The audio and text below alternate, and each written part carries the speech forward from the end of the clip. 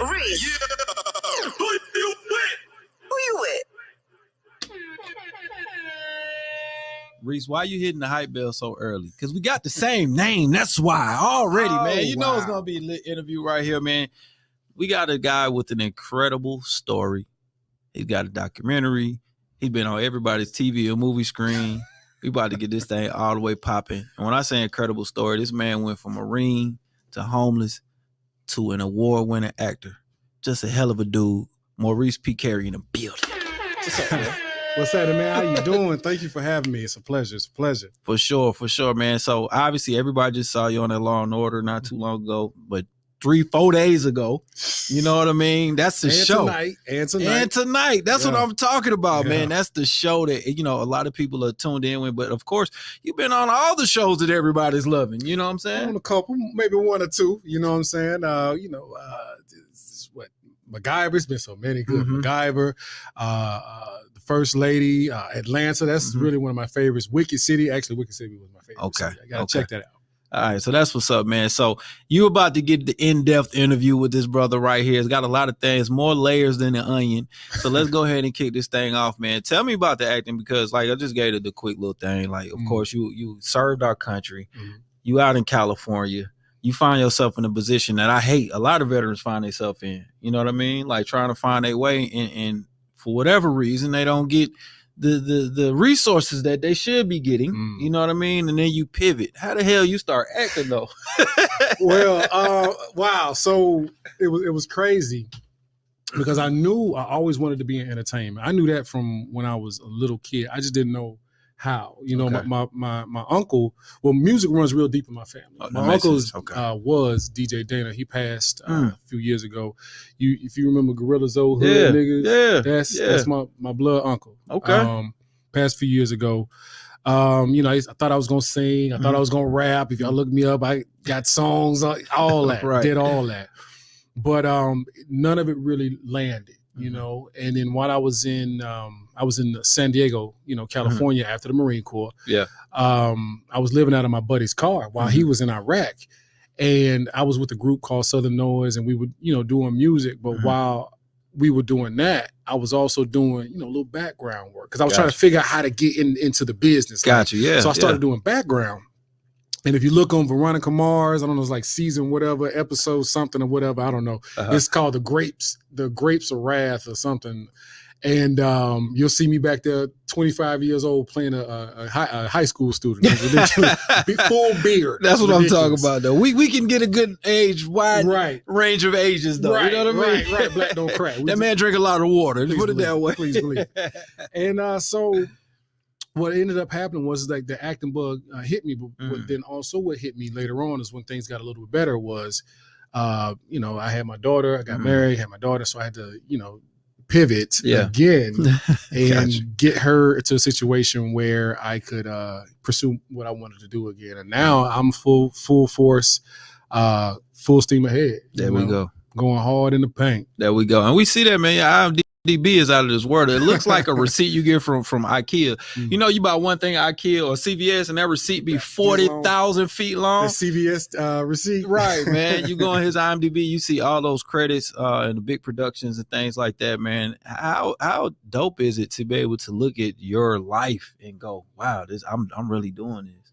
You know, it's wild, man, looking back, because to look at, excuse me, damn, that they gonna drink. That they gonna ginseng drink.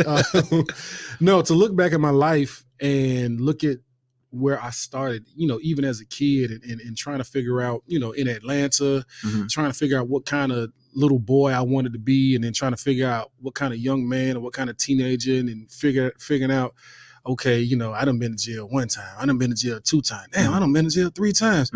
This crime stuff ain't working. It ain't working. Like, I'm not good at it. I'm not good at it. Right. I need to pivot. Yeah. You know, and deciding to get my life together, to go from that guy, the guy that was in high school and schooled out, he lame, we don't talk to him. You know, the gamer, I didn't ball, to be that guy. Yeah. And then to come up, you know, years later, and I'm looking like, wow, I'm working with Morgan Freeman. Wow, I'm working with Viola Davis. Wow, I'm working with Chris Maloney. You know, even now, I had to tell my daughter, I said, yeah, I used to throw grenades and shoot grenade launchers I used to shoot, guns for a living. Right. And now she'll never know me like that. So it astounds me regularly. Like, I done did a lot of stuff. I was a firefighter for a little while too.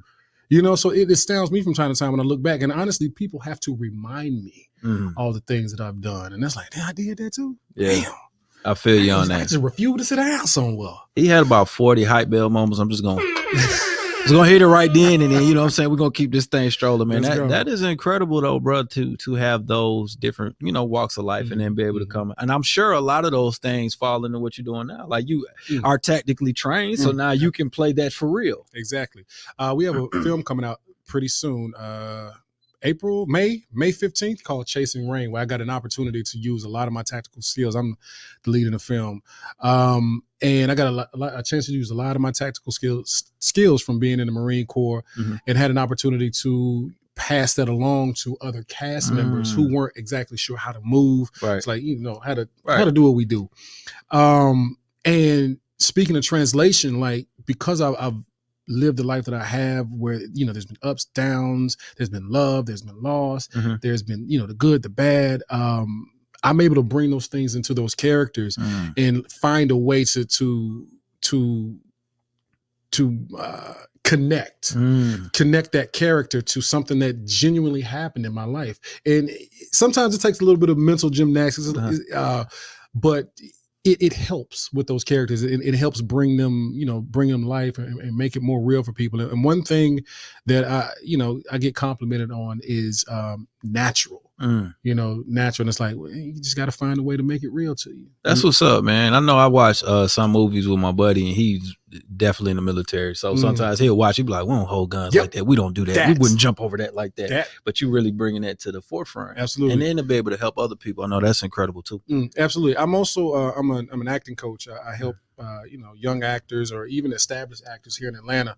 I remember when I was first starting out, like in 2006, I got taken advantage of as far as like, I was getting an agent and the agent was charging me a monthly fee. So let's talk about that. This is a whole nother segment.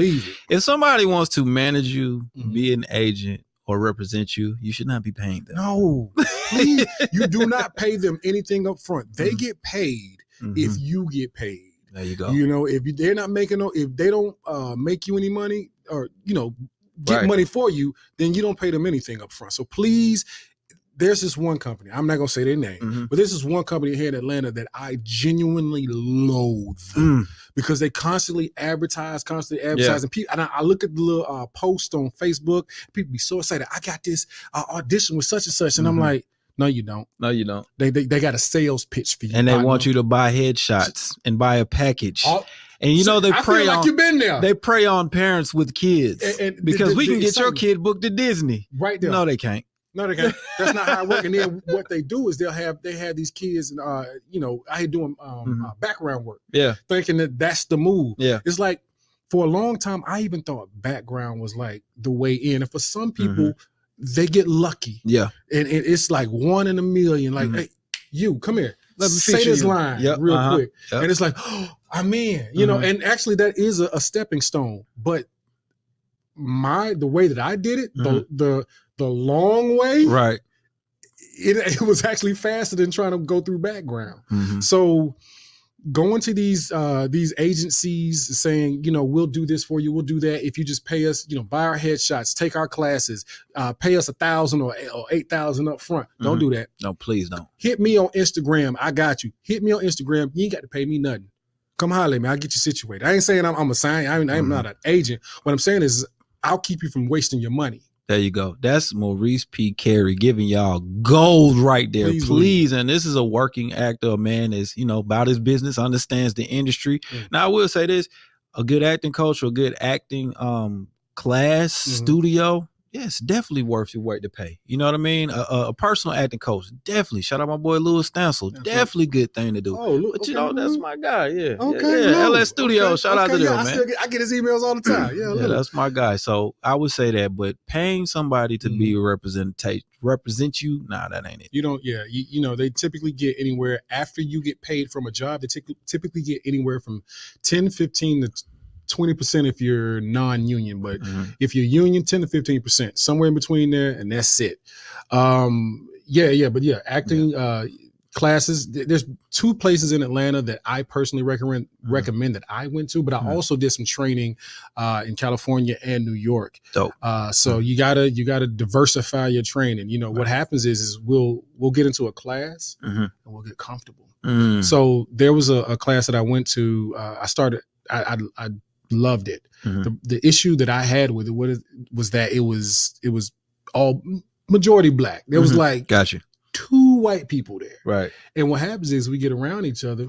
We cool. We comfortable. Yes. You know, we all friends and family. So what I had to do is I had to take myself and I had to take the moment and say, hey, you know what? I need to stop being so comfortable. I need to get around people who, if they say, nigga, I flinch. You know what I'm saying? Versus, oh, what up, my nigga? All right. Right. You know what I'm saying? But if it's a scene, it might cause for the flinch. I need to feel that real discomfort. I need to feel that. Yeah. You know what I'm saying? Or I need to be in a situation where I'm not expected to react in a black way. You know what I'm saying? So you just got to find a way to do things differently. That's all. Don't fall into the monotony of what's easy and what's comfortable. Because sets aren't like that. Exactly. Sets are very diverse. Exactly. Right. Exactly. So that was really the key to it. And that's honestly has been the key to my success, is the diversity of the things that so I learned it from, I was listening to, this is years ago, I was listening to Michael B. Jordan. And one of the things he said that he told his agents were, I want to go out for white guy roles. Makes sense. And I was like, thanks, Michael B. Jordan. I'm doing that too. But I also had to make sure that I was able to accommodate those roles. I can't be talking like Atlanta and the guys from, Los Angeles. Right. From Idaho. I need to be able to have well-versed. Well-rounded, some diversity. And we see that in the roles that you pick up, you really knock them out the park. You know what I mean? Like I said, a dynamic human when it comes to being in front of that lens. So definitely just want to say that's what's up to you, man. Thank you, Give you your congratulations, my brother. It's the word I was searching for. Let's talk about this documentary, though, because you got a few things in the fire. Can you talk about these things? What can you talk about? He got a lot going on. So the documentary, we actually, one of the producers of the documentary is in the building. I'm not gonna point at her. Okay, but Tiffany.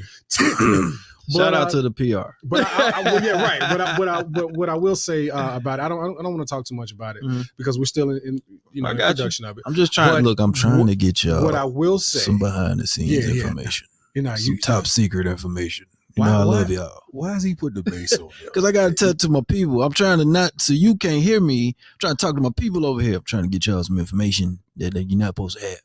But listen here, man. If you gonna put the bass on it, then I got to put the bass on it. You know what I'm saying? It can't be in here too basic. Right. So the documentary, what I will say about it is that it's trying to change the narrative of black men. So, and I think it's a beautiful thing, and I think it's very, very necessary, because I grew up in a time where I could have used my narrative shifted about who I was supposed to be, what I was supposed to be, how I was supposed to be black. Yeah. I everything that I knew about being a black man, because my mother was a single mother. So everything I knew about being a black man came from Nino Brown. Right. And the rap music and shut up, bitch. Right. You know what I'm saying? And trying to be hood, trying to be gangster. And my maternal side of my family is they Atlanta with no T's, just the A, Atlanta. You know what I'm saying? And so I come from a long line of killers, drug dealers, thieves, thugs, bootleggers, pimps, convicts, from my mother's side. And I wanted so badly to be cool like that, because I thought because of the stuff that I saw in media. It's real, though, you can become a product of your environment, or your reach will be as far as you can see it. And that's as far as I saw. That's it. So my mother had the foresight and the intelligence to keep me away from that. She knew I was different. I think I had been in the 3rd grade.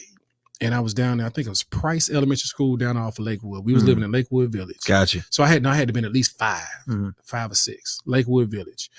And the schools called and they said they had to get me up out of there because I was different. You know, I didn't speak like them. You know, I enunciated because my mother made it a point. She felt so bad about the way she spoke growing up because she thought watermelon was how it was said. Right. You know what I'm saying? And she thought the way she talked was proper, but it was incorrect English. Right. And so she made it a point. It hit her so bad that she made it a point that I was different. And so that trickled down to where I was trying to figure out, you know, oh man, but am I black though? Like if I don't say shout every other word, you know what I'm saying? Like, am I black? Right. You know, and so it became me trying to figure out how to be a real, and like, how bad do I want to be a real nigga? Right. You know Because what I'm saying? we kind of wear that as a badge of honor in certain it's neighborhoods not. because we like being smart is not cool.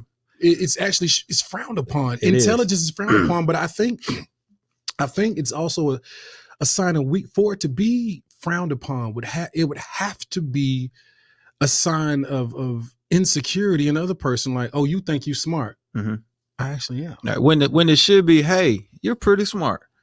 How you learn? How do you learn that? Can you teach me too? Stay down here in the stupid with us. Stay in the stupid with us. Right. Where are you going? Right. Why are you going up there and excelling? Stay Right. here with us so we don't have to confront the fact that we should be all trying to lacking. elevate. Right. Man, that phrase "crabs in the barrel" is real. a real thing. It's real. And luckily, and I'm so thankful. It was a moment. It was that moment when I decided to join the Marines. That right there was a departure from what people would typically do, you know, where I was from. And they say, oh, you finna go to the Army instead of the motivation or the help or try to give you some more, man, you know, get up out of this. You know, you keep getting.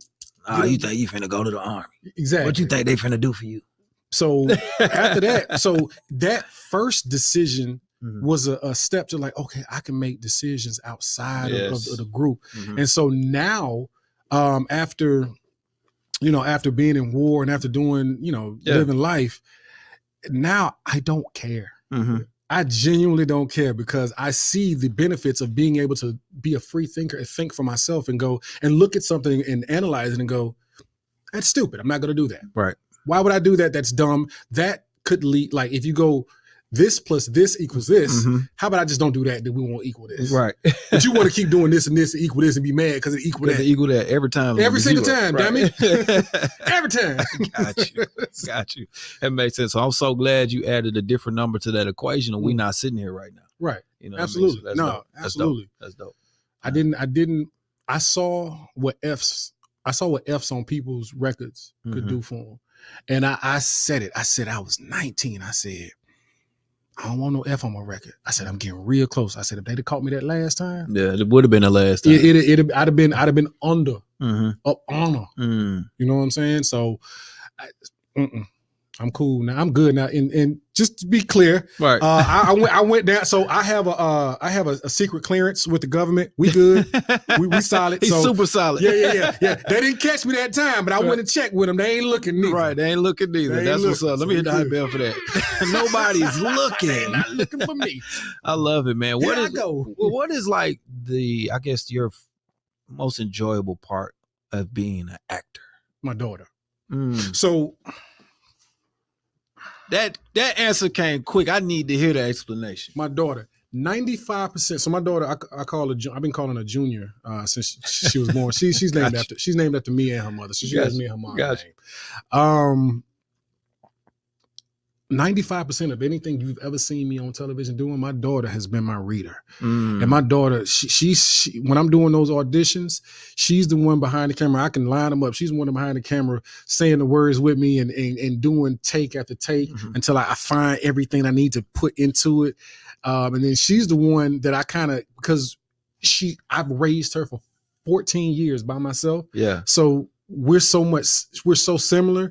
If I go, all right, cut. And I look at her face and she does this. I say, yep, that's it. Good. That's we it. In there. What's the other look she give you? Oh yeah, we got to do it over. This one right here. Run it back. Cause my daughter, she be hitting me with that Daria dry face.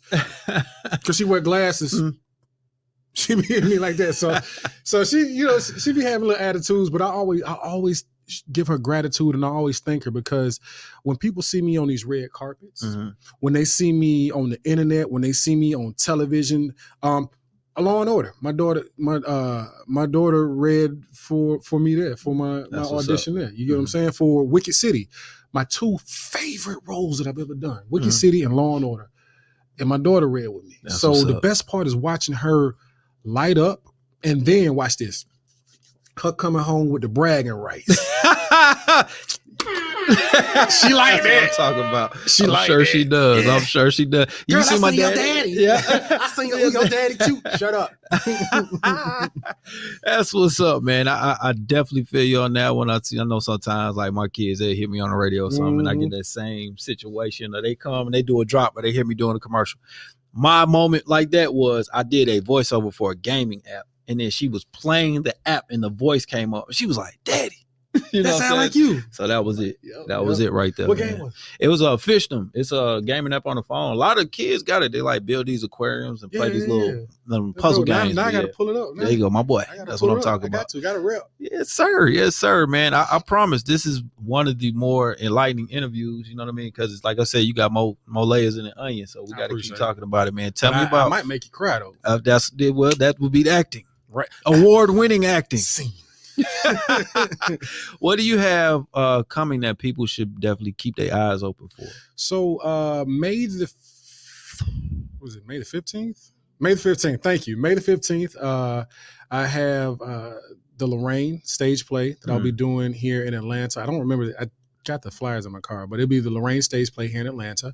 I'll be on Law and Order again tonight. That's it. Tune in. So this will be the conclusion of my character arc. I was on last week. I'll be on this week. We have Chasing Rain coming April the 15th. May 15th? We already, because we passed April. May gonna be a busy month, bro. It is. Oh, Lorraine is June. Okay, I'm sorry. See, PR. The PR keep you. Hey, we got to get her on camera. Yeah. Okay. There we go. June 15th is Lorraine. May 15th is Chasing Rain. Then also I have Gunner coming out later this year. I don't have a date on it, but it'll be later this year. Okay. Gunner is me opposite Luke Hemsworth and Morgan Freeman. That's what's up. Not the voice of God. Yes. That's what I said. The voice of God? That's what I said. I'm like, so I'm turned up right now, right? Mm-hmm. But when I be on set, I play it cool. Yeah, right. Thank you, Mr. Freeman. Morgan Freeman, he's so cool. Morgan Freeman is a G. Do y'all know he sound? Give me a Morgan Freeman story, bro. Man, let me tell you. First of all, Morgan Freeman is a veteran. I didn't know that until he and I had the conversation. I think he said it was Air Force. I think he's Air Force. Okay. But let me tell you, this is how I met Morgan Freeman, just like this. First, I was like, oh man, should I say something? Because that's right. Expeditiously. Right. Exactly. So I said, all right, how you doing, Mr. Freeman? First of all, son, it's Morgan fucking Freeman. This is the first words you hear from Morgan Freeman in the voice of God. Imagine the Lord saying, it's Morgan fucking Freeman. Wake up. Right. I love it. Wake your ass up. So and right then I said, oh, yes, sir, Mr. fucking Freeman. And I just kept going what I had to say. But it was an honor just to watch Morgan Freeman work, to how effortlessly he flowed through his dialogue, and he was in character, and his mannerism. I was actually watching his mannerism because one of the things they say is that the great actors steal. Oh, okay. And I'm gonna be real with you. Some of my best roles, I found something that another actor did, and I mimicked it. Makes sense. Like with Wicked City, Jack Sparrow. So I put a little Johnny Depp in there. Yep, I put some Johnny Depp in there. When I did Ordinary Joe, I pulled a Denzel. There you go. In Glory. When he did the one tear, I pulled a Denzel. That's so sometimes I if you see something that look familiar, it's because it is. Right. But you had to make it your own, and that's what makes it great. Absolutely. Absolutely. And so making it your own again ties back to making it real for you and making it a part of who you are, who you were, and the character that you want to be. Right. That's what's up. I just learned that. I learned that if I meet Morgan Freeman, I had to say it's Morgan fucking Freeman. I have to do that. With respect on his name. Exactly. Mr. fucking Freeman. There we go. And I also learned that this is not only a great and award-winning actor, he's a hell of a dad and just an all-around good dude, man. Make sure y'all tap in with Maurice P. Kerry, all social media platforms, same name, you know what I mean? And check his IMDb. I'm telling you, it's a CVS receipt. My boy, appreciate you pulling up on us. It's an honor and a pleasure. Thank you. For sure, man. Make sure y'all tap in with him, like I said, and stay tuned right here. Of course, we live from Media Campus West, Reec Show Live, Magic 107.5, 97.5, and Reec Radio. We are gone. It's time to see who's with Reece. Hey, yeah. Who you with? Wendy Williams is in here.